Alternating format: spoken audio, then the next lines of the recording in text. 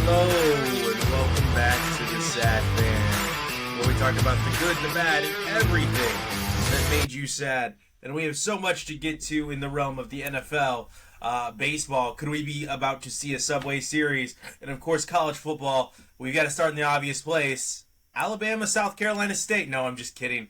As you guys have been catching How dare on, you? Wes does not let me get the show off the ground, ever. I am not allowed to set up the show.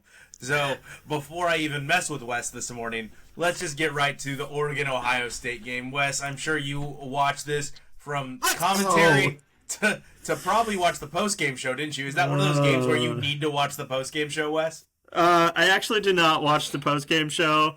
I was just too hyped to even care, but I did watch game day. And man, I mean, say what you want about McAfee, but he is a hype train. He gets those students hyped at college game day. He is a great fit for that. Okay? So I'm just going to say that. And then, did you see Kirk Herbstreit? So he had to, because he was calling the Red River rivalry, so he had to leave 2 hours into the show. He had to leave 2 hours into the show, and he was in a convertible driving down the highway, and they had a camera, and they were like interviewing him, or like he was like talking, doing the show in a car on his way to the airport. And then he was like, still, was he driving? He was in the back. Okay. Yeah, he's not going to drive himself. That's kind of dangerous. And then he was still sounds dangerous. Yeah. Am I old or does that sound dangerous? No, it was great. He was like, "This is the craziest thing I've ever done on college game day." And then they also like he was still talking like in the private jet, like when they were about to take off. Still, yeah, it was great. College game day was great. Unfortunately, Lee Corso couldn't be there. And then we get to the game. Man, from the very beginning. Wait. Don't. Stop. Caitlin Olsen. D's a bird. Caitlin Olsen. Yeah. D's a bird. Shut up, bird. Shut up, bird. Did you see the sign behind Caitlin Olsen that was being held up? It just said bird on it. I know. I love it. It's okay. There was a lot of people who were like, "Who's this lady?" And I'm like, really? Have you never seen It's Always Sunny in Philadelphia? All these she's done all stupid kinds of stuff. All these Gen Z kids that piss me off. Like, sorry, watch a show. Yeah. I love that. One of the greatest shows of our time. Like, come on, people. There was another sign behind it that said, "Love me some D." Like, it was fantastic. Like, that was the perfect person. Did she do a good job? She did a great job. Yeah. Hilarious as always. That's awesome. Yeah, and then we get to the game. Man, and okay, so why did you see any of the game? I couldn't even hold you back from getting to the game. I was trying. I kept trying to pull you back. No, let me at it. Did you watch the game, or were you? It was at 1 o'clock in the morning or 1:30 a.m. here. So did you see the very first drive? The non-interception. The first thing I woke up to was your text saying Oregon runs the Big Ten. And then I switched over. Baby. Checked on Jordan, and then I checked on the score of the game. So there was a toss, and the Ohio State receiver was like bobbling it, and then like they went to the ground with like simultaneous possession, and the Oregon guy ended up like ripping it out, and they ruled it a completion, and they let Ohio State snap it immediately. They didn't take time to review it. And since he was like still bobbling it as he was going to the ground, he never had possession, and so it's a loose ball at that point. And the receiver or the cornerback got it. It should have been Oregon's ball. And Ohio State, it wouldn't be a loose ball if you never had control. It was a live ball. Yeah, and so Oregon should have had a pick. That was a pick. Everyone agreed afterwards. They were like, they should have stopped that. It was an interception. Ohio State ended up getting an interception, but luckily it didn't matter because the next drive that Ohio State had, we got a fumble. And then we ran it down their throats. And then Dylan Gabriel looked beautiful, man. He had some deep throws. We were cooking that dude. I looked Burke, at that. I think Trey Burke is his name, the Ohio State cornerback who was getting cooked. He had no chance. When you sent the message about Dylan Gabriel, I immediately looked at his stats, and it didn't look stunning. Like, it didn't look like he was phenomenal in the box. He had a lot. He had some incompletions like later on, but he had some really good deep balls that were just like beautiful, like okay. Tight windows. I was reading all the highlights too. Apparently, he ran the ball like crazy. Like he basically carried the team down the field for the game-winning drive. Yeah, he ran. He had a huge run. It was like a 35, 40-yard run, and that put us like in great shape. And then the defense did what they needed to do. And then, man, Will Howard choked the game away. Well, he's bad. And I've been saying this since I saw him in game one. Like, he's not a bad quarterback. Let me be clear. He is an Ohio State special. He is a guy that can run the hell out of the ball, but cannot throw. He is like that Braxton Miller, that who was the guy I used to make fun of all the time? Terrell Pryor. He is right in that same vein of JT Barrett that can run, but they cannot throw. Yeah, you have like 6 seconds left. How are you going to scramble? And, like, you even have a timeout. Like, toss the ball away or do something. At least give yourself, like, chance for a Hail Mary. Like, what are you doing, dude? He struggles to throw the ball, and I think now it's caused some self-conscious things, man. Like, where like, it's almost the yips. Like, he knows he's not a good thrower of the football. So he would choose to run. He's going to choose to run over throw the ball. Yeah. And, so, I mean, Ohio State, I thought for sure they were going to win that game because they got down to, like, the 30-yard line, I think it was.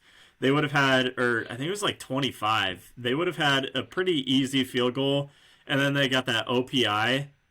I mean, that dude, like, clearly pushed off to catch the ball, and that set them back. I don't even know why they had a timeout. They should have just ran say it like no one watched the game. What do you mean they got an OPI? What happened? Say it like no one's seen the game that's reviewing the wide receiver pushed off to catch the ball. It was like first and 10 at the 25. They wanted a few more yards because they weren't comfortable with it, obviously. And so the receiver pushed off to catch the ball, and they were like, nope. So they got the OPI. They got backed up 15 yards. 15 yards to the 40. You're and so that just kind of doomed them. Let me bring you in. Let me reel you in. Don't bring me in. No, you're not making sense. Ohio State. Okay, so Ohio State's driving down. Everyone watched the game. Ohio State's game of the world. Driving down to come back, and they lose field goal position on an OPI. Yes. Did you not watch the game? Come on, bro. Come on. No. You're pissing me off here. And if that was at the end of the game, it was probably at like 3:30 in the morning on a Sunday. All right? I only have a couple days off a week. I'm going to sleep. They screwed themselves big time. Okay. And as soon as the game, like, after that happened, I was like, holy crap, we might win. And then Will Howard, like, 10 seconds left, or 6 seconds left, he scrambles. And then he slides down with 1 second. Yeah, inbounds. With the timeout left, like, right as the clock is hitting 0. Yeah. And that's game. And then he was just like, oh no, what did I do? I'm going to get so much hate. So what is the takeaway? What are the takeaways from this game? So first of all, Autzen Stadium was as loud as it's ever been. They packed in, they had 6,000 standing room only tickets that they sold. They set the stadium attendance record by like 6,000 people. They packed it full. There was a lot of Ohio State fans there, so good on them for traveling. But it didn't matter. They caused, I think it was like in one of their first drives, they had 3 false starts in one drive. Well, you used to tell me that stadium specifically designed for the sound to flow into the away side. It like funnels in, and so it was big. They definitely played a part, and let's just say I have a lot of faith in Dan Lanning now and the team. There was still some silly mistakes he did. Like, we could have taken points, and like I think we would have won easily. Like, if there were like a couple mistakes that we cleaned up. I mean, we missed. So Oregon dominated the whole game, is what you're saying. I wouldn't say dominated, but we could have been up in the fourth quarter by like 10 points. Well, you know I love it because it was back and forth. It was a great game. And, man, it was so much fun. And I'm excited because the Big Ten runs through Eugene, baby. And Go Ducks. You know I love it because I'm a notorious Ohio State hater. But USC also came out swinging and had a huge lead, but they could not hold on to it, could they?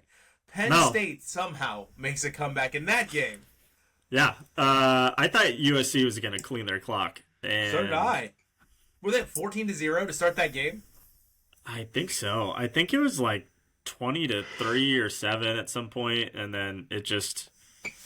I think Penn State got like 3 straight touchdowns. Yeah. I wasn't paying that much attention to the game. I was watching the Red River rivalry. So. Yeah. In which Texas beat the crap out of Oklahoma. Beat the brakes off them. It was not a good game. That game was over very quickly. I'm surprised we didn't have an Arch Manning sighting.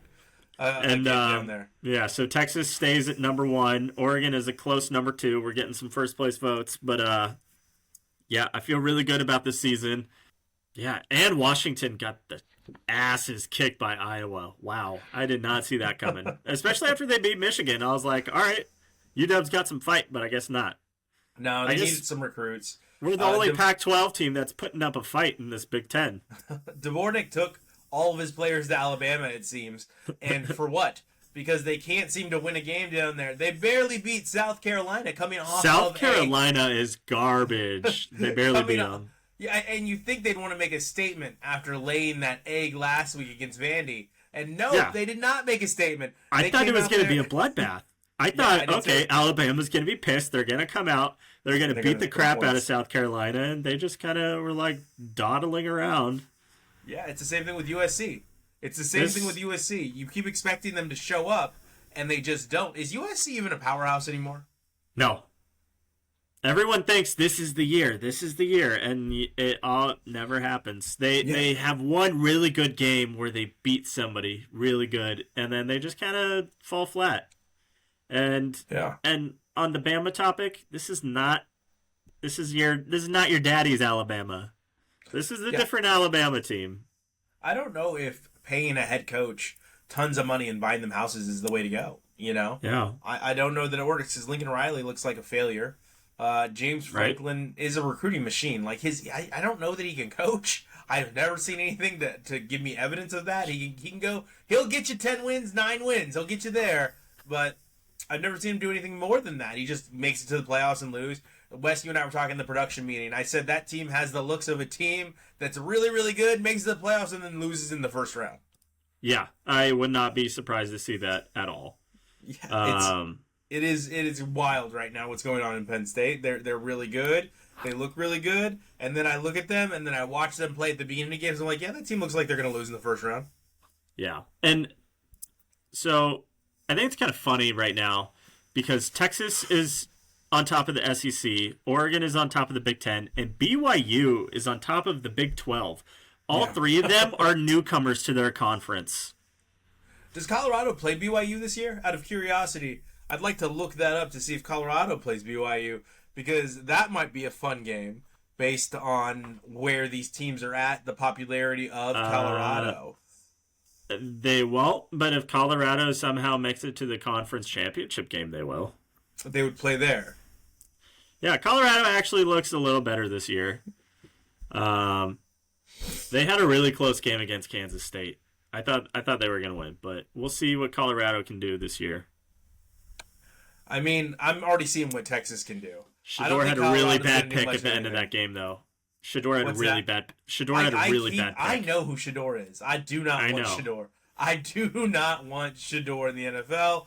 Lots of people want him. Lots of people say he's the best quarterback, and he's just in a bad situation with a bad line. He's garbage to me. He's not garbage. That's mean. He's just okay. He's a mediocre quarterback that's getting very highly touted because of who his dad is, because of all the hype around him. And it's going to be, Lonzo Ball, LaMelo Ball. It's going to be one of them. I don't think he's going to be great. I think he's got a loud dad that everyone knows. Colorado, Coach Prime. They should have lost to Baylor. They made a comeback in the Baylor game with a Hail Mary. It is what it is with Colorado, but we're good off that. I think that we need to move on to the NFL, and we need to talk about the Lions and Cowboys. I think that's very important. Yeah. I think that was, for a lot of America, that was very cathartic. It was. Watching them just take the stuffing out of the Cowboys. So I watch by myself. There's not a ton of people out here that I want to watch with. I like to be in my living room, in my element, and watch the games. And I literally got up talking to no one saying, damn, I still love watching the Cowboys get dragged. Literally, I said that to myself. Like, I still love watching the Something about watching the Cowboys get dragged is like cathartic. It just warms your heart. And then seeing them get revenge for the bullcrap last year with that 2-point conversion, when they trolled the hell out of the refs and the Cowboys, and tried to throw a touchdown to their offensive lineman, Taylor Decker, doing the offensive lineman eligible plays. Yeah, it was. Makes me happy. Makes me happy because they were up by like 4 touchdowns at that point. It was only the third quarter, and they were just dicking around with Dallas. They were like, whatever, we're just gonna toy with you. And you got to feel good for Jared Goff too, getting traded, getting thrown out of Los Angeles. Sean McVay saying, "Hey, we can't do anything with you." Going on to win a Super Bowl without him.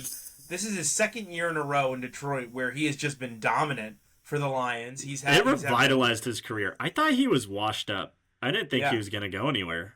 Yeah, they surrounded him with St. Brown, Williams, Montgomery, Gibbs. Like, they surrounded him with a great offense. He's got a great offensive line in Detroit. Dan Campbell is a beast of a head coach that just pulls out the lion in every single one of his players. And they go out there and they wipe the floor with the Cowboys 47-9, which is insane, but so cathartic. As I said earlier, it's so nice to see them just getting dragged.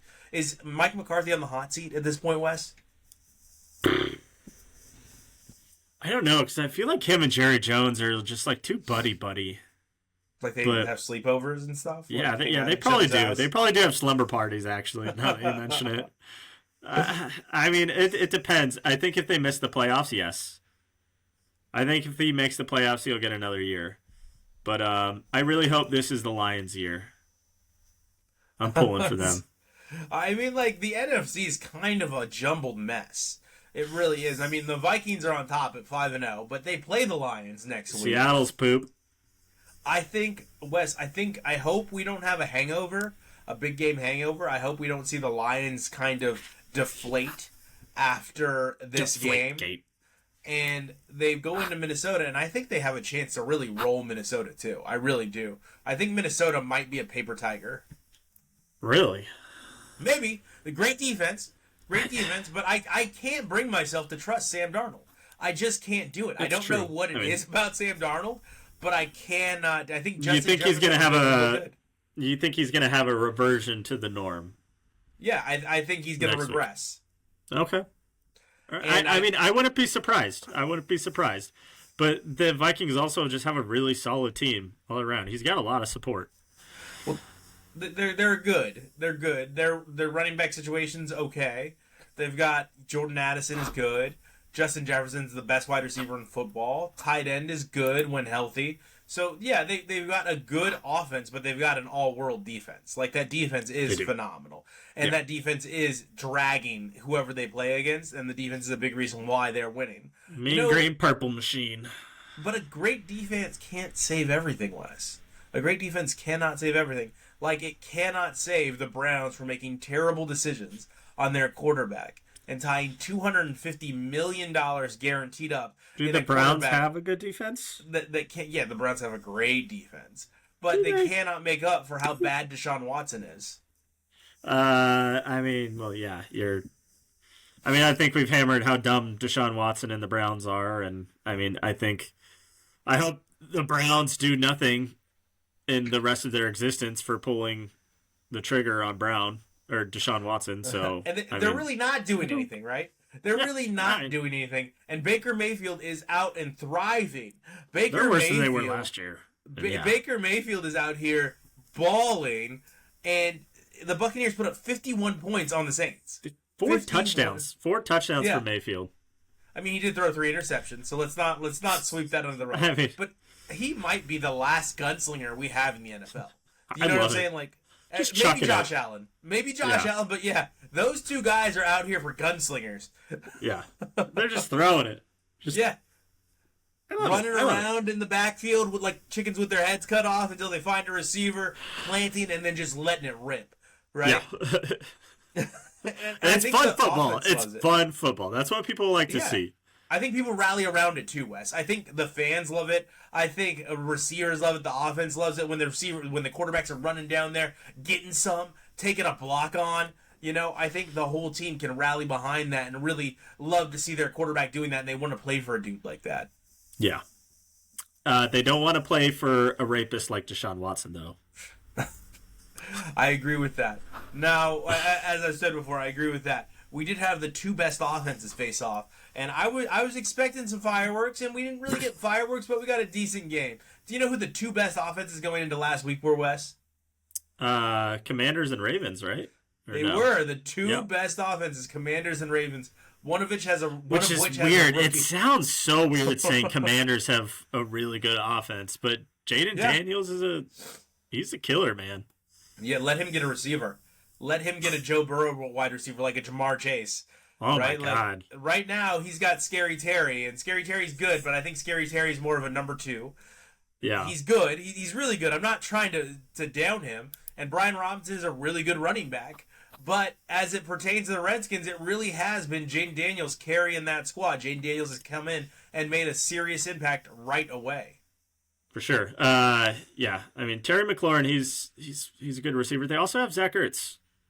Don't forget about Zach. My boy, Zach Ertz. The ageless wonder at tight end. The ageless tight end, man. I remember Zach Ertz was like my baller tight end in fantasy like 7, 8, 10 years ago. Go-to pick? As long as he was on the board, you were good? Yeah. Like if it got too close, you just pick him? Yep. He'd always be solid for like 7, 8, 9 points a game, I think Mark Andrews actually in this game. Tony mentioned Zach Ertz, and we're talking about tight ends. Mark Andrews tied Todd Heap's tight end touchdown record this week against the Redskins. Damn. So it's funny because Mark Andrews has kind of disappeared with the emergence of Isaiah Likely.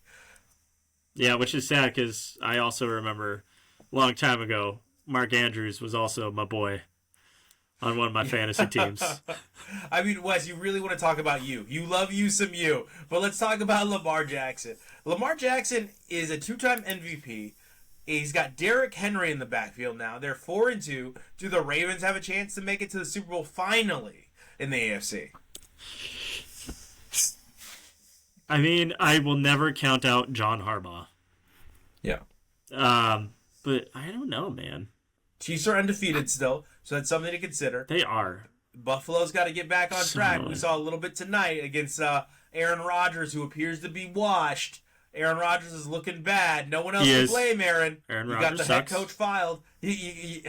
Fired. You got the head coach fired already. Well, he did get him to file unemployment. He did. Yeah, he did. He got him escorted out of the building by head security of the Jets organization. And then he comes out there and he's got a chance to win the game. Why they brought Aaron Rodgers to New York. This is why they brought him in, and he can't do it. Because he's clutch. He's clutch. Aaron Rodgers is clutch, right? And he can't do it.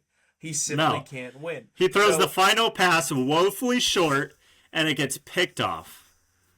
Now, in this climate, did the Jets even make it? Did the Jets even make it to the playoffs? No, they don't have a shot. Are you kidding me? Yeah, something else came out of that division. Something else interesting came out of that division, West. Mike McDaniel says he can absolutely see Tua playing in 2024. Please no. Please no. I don't. Tua is exciting, but man, I don't want to see him play. It reminded me of like Varsity Blues when he's like, "You got one concussion left, son. What are you going to spend it on?" Or not another teen movie where the guy's like out there trying to throw passes on crutches and stuff. Like that's what we're at right now with Tua. But let's get back to this game. Josh Allen, when he's on, Wes, Bills versus Jets is the game we're talking about here. When he's on, he's the best quarterback in the NFL, in my opinion. When he's on. He's the most exciting for sure. Yeah. I mean, he's a truck. He can run, he can pass, running down he can stiff arm. 6'5". He is basically Derrick Henry size as a quarterback. And he can throw the ball just as far as Josh Allen. I mean, just as far as Patrick Mahomes, pardon me. So, I think he's just got no receivers this year. He's got Cook at running back. It's really him running this offense, kind of like Jaden Daniels, but he's got less to work with than Jaden Daniels has, in my opinion. And I think the Buffalo Bills are for real this year. I do. Ed Oliver is going to come back from that hamstring injury, and he's going to look good. And I think Buffalo can take out the Ravens. I think they're better than the Ravens if all things are right.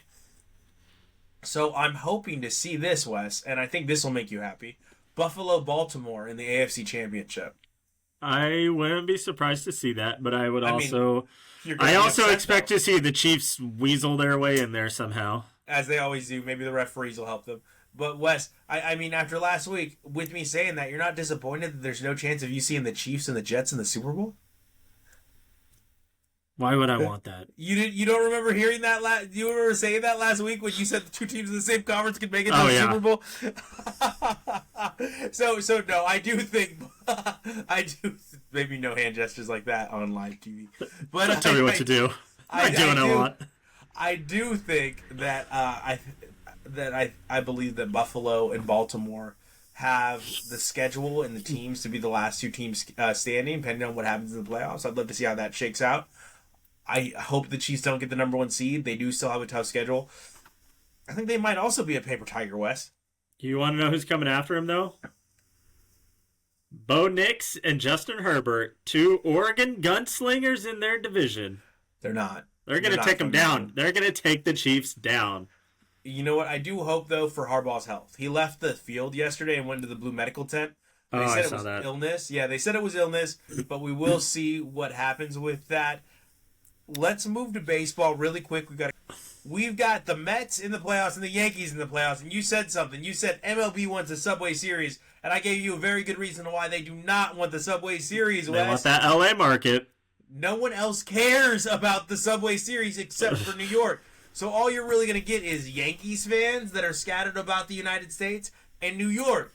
So yes, you're right. They do want that New York, California market. They would love to see the Dodgers and Shohei Ohtani. What other market does he bring to the table? All of Asia. Okay. Oh yeah. He is a superstar. All of Japan. Yes. He is a superstar. And yeah, there's not really any team that I like out of these Final Four. I mean, I guess maybe the Mets, but like we have the Guardians, which is Cleveland, and I think we all know how I feel about Cleveland. I don't dislike the Guardians as much as I hate the Browns, but they're still Cleveland, and I just don't like Cleveland at all. So you don't want them to have any joy. I don't really care what happens with the rest of this MLB season. I'm excited to see a big, huge series between the Yankees and the Dodgers. I'm excited to see Giants, Giancarlo Stanton, Aaron Judge, Soto go up against, Mookie Betts and Shohei Ohtani over on the Dodgers. Like, yeah, I do find that exciting. I think that could be a fun series, and that could bring me back in. Unfortunately, all the games are played again at like 1 o'clock in the morning overseas, but that series could be fun. Los Angeles, New York, the former Brooklyn Dodgers over there in Los Angeles. Los Angeles stole their team. I do not want to see the Mets make it, though. I don't, but the Mets are making it exciting, aren't they? Okay, because they come out and they lose. Series. I mean, they lost, I believe, 8-0 in Game 1, Wes. So yeah, I think they got their asses kicked the first game.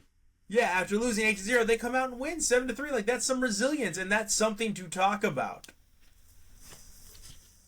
Well, I mean, it's frustrating because MLB, it's just like whoever pays the most for their roster. And, I mean, Shohei Ohtani, I was really hoping the Mariners would land Shohei Ohtani, but I should have known.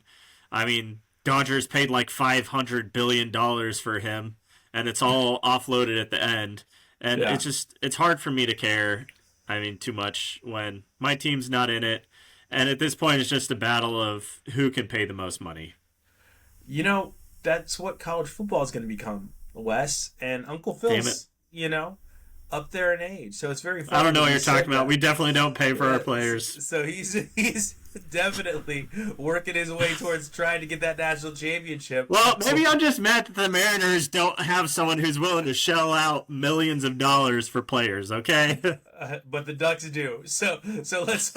Yeah. Phil Knight, come to Seattle, please. Help the Mariners. All right. So lastly, we've got an exciting game in college football talk. We got a lot of NFL games. Like you said, we got a Super Bowl rematch. We've got the Buccaneers and Ravens. We've got the Vikings taking on the Lions for division supremacy.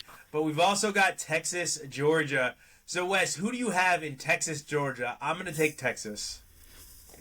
Oh, man. Where? It's in Austin, so I'm taking Texas. All right, so we've got Texas. If it was in Athens, I'm taking Georgia all the way, but let's see. I mean, Georgia does have a lot to make up for after losing that game to Alabama, right? So let's see what they do when they come out. Are they going to be firing on all cylinders? Or is Quinn Ewers going to carve them up like he carves up all the SE schools he's played so far? Good. He's good. He's real good. It's not fair that they have like 2 first-rounders on their team at quarterback. They're hiding one of them. I know. Like, come on, man. Share the wealth. All right. Well, we've shared the wealth today. I think today was something that for everyone. We brought the NFL. We brought MLB. We brought college football as Wes got to brag on his team. We gave him a full 10-minute segment, okay, to talk about that Oregon Ducks team. And he got a little bit excited, a little bit red-faced, maybe like me talking about Alabama. But here we are. Thank you all for joining us. My team's the GOAT. Thank you all for joining us each and every week. This has been The Sad Fan, and we will see you next week.